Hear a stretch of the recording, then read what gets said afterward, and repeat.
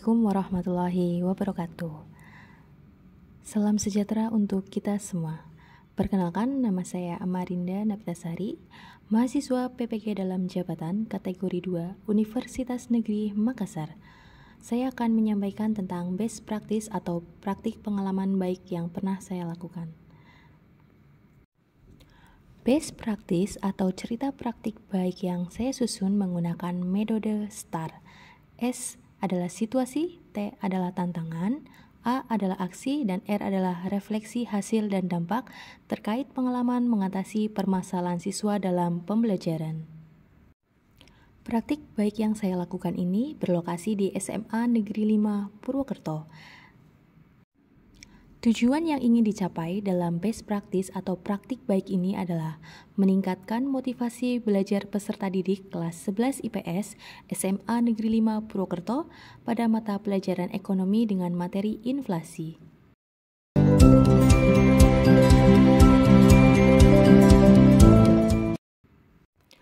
Untuk S yang pertama adalah situasi. Selanjutnya saya akan menjelaskan tentang metode STAR yang telah saya terapkan. Yang pertama adalah S, yaitu situasi, di mana situasi ini menggambarkan tentang kondisi yang menjadi latar belakang masalah. Berdasarkan hasil identifikasi permasalahan pembelajaran di kelas 11 SMA Negeri 5 Purwokerto, ditemukan permasalahan yaitu yang pertama, motivasi belajar peserta didik yang rendah. Kedua, model pembelajaran yang digunakan guru kurang menarik. Ketiga, peserta didik kurang antusias saat pembelajaran berlangsung. Keempat, peserta didik cepat menyerah apabila mendapati materi pelajaran yang dirasa sulit. 5. Tidak adanya keinginan peserta didik untuk meningkatkan prestasinya di sekolah. Kemudian, mengapa praktik ini penting untuk dibagikan? Yang pertama adalah untuk memotivasi guru, terutama saya sendiri, untuk meningkatkan kualitas dan kapabilitasnya dalam proses pembelajaran, agar pembelajaran yang berlangsung di kelas tidak monoton dan tujuan pembelajaran yang ingin dicapai dapat tercapai secara optimal. Yang kedua, mengapa praktek ini penting untuk dibagikan adalah agar menginspirasi guru pembelajar di seluruh pelosok negeri untuk terus melakukan pembaharuan dan inovasi serta mau untuk meningkatkan kreativitasnya dalam melakukan proses pembelajaran di kelas agar menjadi lebih bermakna dan mampu membentuk siswa menjadi individu yang dapat menjadi solusi dalam permasalahan global. Peran dan tanggung jawab yang pertama adalah mengidentifikasi permasalahan yang terjadi selama proses belajar mengajar di kelas dan mencari solusinya. Yang kedua, sebagai guru dan fasilitator yang bertanggung jawab untuk mendesain pembelajaran yang inovatif, kreatif, dan menarik agar tujuan pembelajaran dapat tercapai. Ketiga, menyusun perangkat pembelajaran dan menerapkannya di kelas. Keempat, mengkondisikan kelas dan menyiapkan alat atau media yang dibutuhkan seperti proyektor, laptop, handphone, tripod, PPT, LKPD, dan aplikasi pendukung lainnya.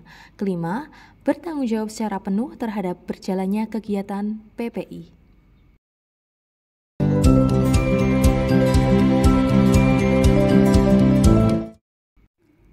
Selanjutnya adalah T, yaitu tantangan.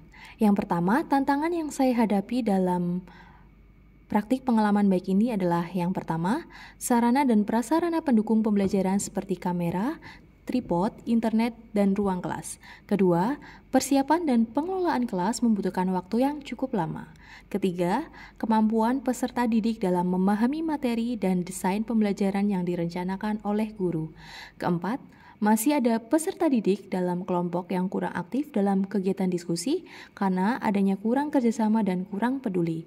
Kelima, peserta didik belum percaya diri untuk mengutarakan pendapatnya di depan kelas. 6. Kesiapan peserta didik dalam mengikuti pembelajaran yang masih kurang. Ketujuh, metode dan model pembelajaran yang digunakan harus mampu meningkatkan motivasi belajar peserta didik serta membuat peserta didik untuk terlibat aktif dalam pembelajaran. Pihak yang terlibat dalam praktik baik ini atau best practice yang pertama adalah peserta didik, di mana peserta didik itu menjadi objek belajar.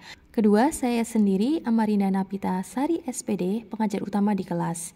Ketiga, Bapak Suyadi, Bapak Yoga Novianto, Ibu Rizka Widyastuti, dan Ibu Istiana Lutfiatun, rekan sejawat yang memberikan arahan, saran perbaikan, observer dalam proses pembelajaran di kelas, serta tim dokumentasi kegiatan PPI. Keempat, Ibu Erlin Retnovianti MPD, selaku Kepala SMA Negeri 5 Purwokerto. 5. Bapak Sahade MPD selaku dosen pembimbing dan Ibu Kasmawati SPD selaku guru pamong yang telah memberikan pengetahuan dan bimbingan dalam penyusunan rencana aksi.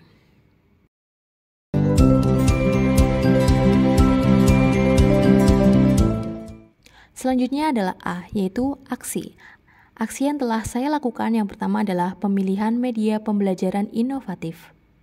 Pemilihan media pembelajaran inovatif berkaitan dengan sumber daya yang diperlukan untuk membuat media pembelajaran inovatif, di mana saya menggunakan buku ekonomi kelas 11, laptop, printer, aplikasi Microsoft Office Word, Canva PowerPoint, video pembelajaran, dan artikel tentang inflasi. Yang kedua adalah pemilihan model pembelajaran inovatif. Yang pertama, strategi yang dilakukan guru dalam pemilihan model pembelajaran inovatif dengan memahami karakteristik peserta didik dan karakteristik materi pelajaran. Adapun model pembelajaran inovatif yang dipilih yaitu model pembelajaran based learning. Kemudian proses pemilihan model ini yaitu yang pertama, mencari referensi terkait model-model pembelajaran inovatif melalui berbagai kajian literatur terkait. Kemudian mengidentifikasi kemampuan awal dan kebiasaan atau gaya belajar peserta didik dan menyesuaikan dengan karakteristik materi inflasi. Yang ketiga yaitu untuk meningkatkan motivasi belajar peserta didik. Strategi yang dilakukan guru untuk meningkatkan keaktifan peserta didik dalam proses pembelajaran yaitu merancang pembelajaran yang berpusat pada peserta didik dengan mengembangkan RPP dan lembar kerja peserta didik atau LKPD yang interaktif, di mana berpusat pada peserta didik terkait dengan kompetensi dasar, indikator, dan tujuan pembelajaran yang akan dicapai. Pada aksi 1 ini, model pembelajaran yang saya gunakan adalah menggunakan model pembelajaran based learning atau PBL dengan menggunakan media pembelajaran yang menarik seperti LKPD dan PPT dari Canva.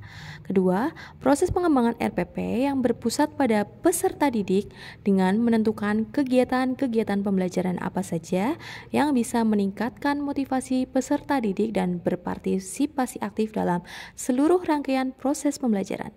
Ketiga, sumber daya yang diperlukan adalah kompetensi dan kreativitas guru dalam mengembangkan RPP, media pembelajaran, dan LKPD, di mana semuanya harus berpusat pada aktivitas peserta didik. Keempat, proses dalam pelaksanaan PPI ini juga didampingi oleh observer yang merupakan guru di SMA Negeri 5 Purwokerto. Ini adalah dokumentasi pelaksanaan PPI yang sudah saya lakukan.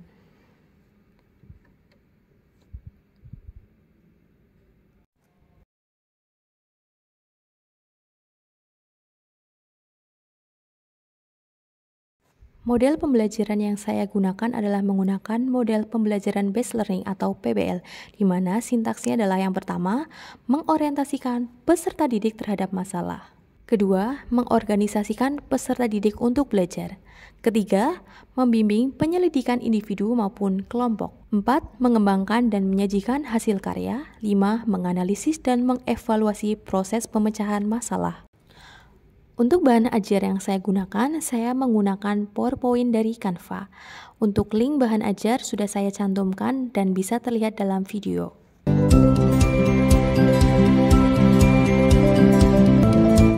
Selanjutnya adalah R, yaitu refleksi hasil dan dampak. Dampak dari aksi dan langkah-langkah yang telah dilakukan yaitu berpengaruh secara signifikan terhadap perbaikan proses pembelajaran yang biasanya telah dilakukan. Peserta didik menjadi antusias dalam proses pembelajaran karena mereka dilibatkan secara aktif dalam proses pembelajaran. Proses pembelajaran di kelas tidak satu arah.